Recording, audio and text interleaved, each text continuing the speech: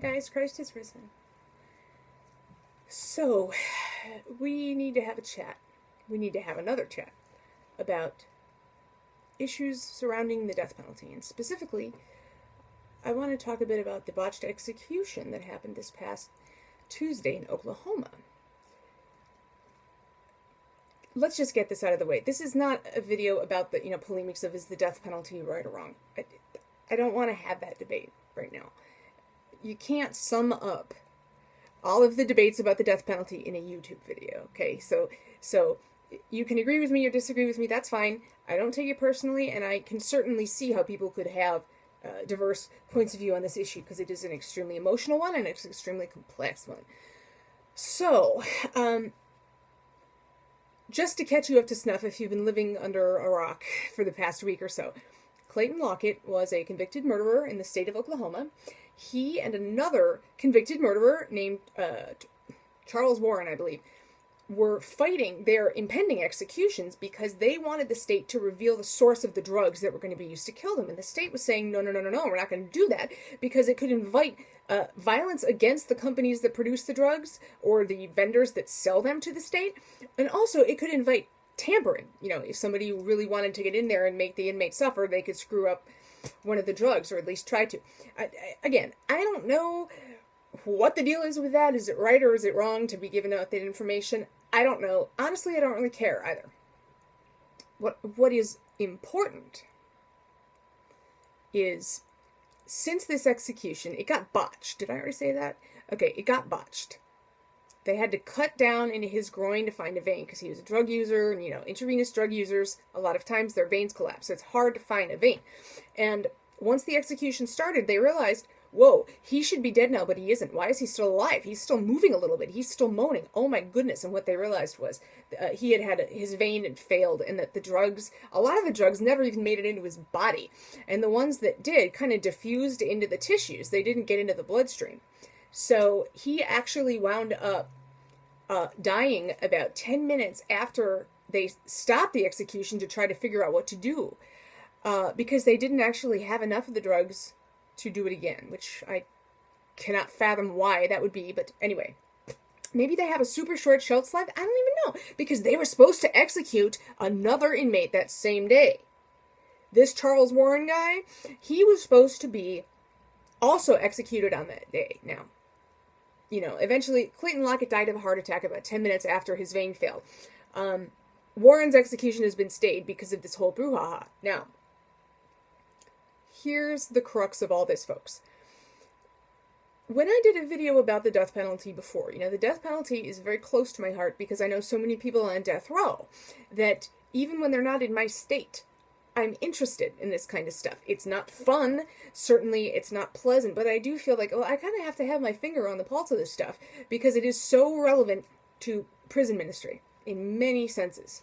The first video I did about the death penalty, somebody had left a comment, and again, I'm sorry I'm forgetting who it was, but they were a very lovely, respectful comment, and they disagreed with my assertion that, if you walk in the light, that means that you're not going to be killing somebody no matter how dark that person is, spiritually. And so they respectfully disagreed with me, and they said, I just really feel that in that case, sometimes the light just has to step up and squash the darkness. Sometimes it just has to, end that. Now, that's a popular opinion, and I respect that. I have even felt that for most of my life, to be honest. I felt, this is kind of an issue like abortion for me, where as I get older, my perspective on it gets a little bit more refined, hopefully more sophisticated as the years pass. Anyway, so I really just have to disagree with that, though, you guys. Truly, I do not believe that we can fight darkness with darkness, and that even if we are walking in the light, even if we are the force of light here in this situation, if we murder murderers, I think that we are maybe no longer so light. Consider in the Gospel of Matthew, this is Matthew chapter 6. I'm going to just start, it's 22 and 23. Matthew 6:22 and 23. The lamp of the body is the eye. If, therefore, your eye is good, your whole body will be full of light. But if your eye is bad, your whole body will be full of darkness. If, therefore, the light that is in you is darkness, how great is that darkness? It's extremely easy to think that things done in the name of righteousness are always okay. You know, I don't know anybody that couldn't not sympathize, I don't know what the word I want is, who couldn't kind of put themselves mentally in the shoes of somebody who is pro-death penalty and understand where they're drawing their conclusions. Okay? It's very easy to see why somebody might want somebody to be punished in that way because of their great evil crimes that they committed. I mean, you have to be able to kind of understand that, right? Isn't that human nature, I think, to kind of have that impulse? But with so much respect here, I just don't think that that is really light vanquishing the darkness. I think that's light joining the darkness. Again, Wisdom of Solomon. This is one of my favorite books of the Bible. If you don't have a Bible that has the wisdom literature in it, get one. Okay, so Wisdom of Solomon, chapter 17. This is right at the end. So, this is in time, talking about the Egyptians that were pursuing Israel during the Exodus. But of course now, we're applying this to the souls, our souls, as we are fleeing away from evil. Okay.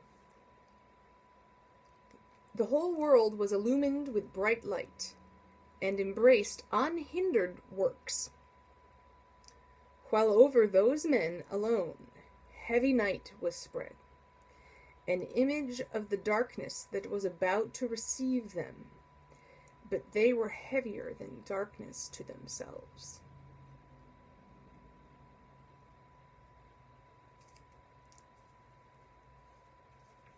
I'm really uncomfortable with it, folks. I know this opinion isn't popular.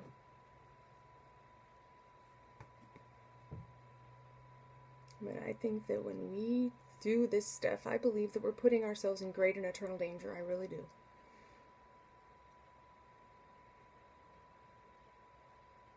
I just don't like it. So anyway. This is just my 2 cents. Sorry this video is so short, but anyway. Thank you so much for commenting and messaging. Please continue to hit the like button. It is helping. Continues to help. It's the easiest way to help the channel reach more people. And if you're not already subscribed, please do that. And even more importantly, please do keep me in your prayers, and I will keep you in mind. Because there's some horrible things going on right now. I haven't even started to talk about the statue of Satan that's going to go into the one of the Oklahoma courthouses. That's another video. Anyway, until then, God bless you all, and thank you so much for watching. I'll see you in the next video. Okay, have a good night. God bless.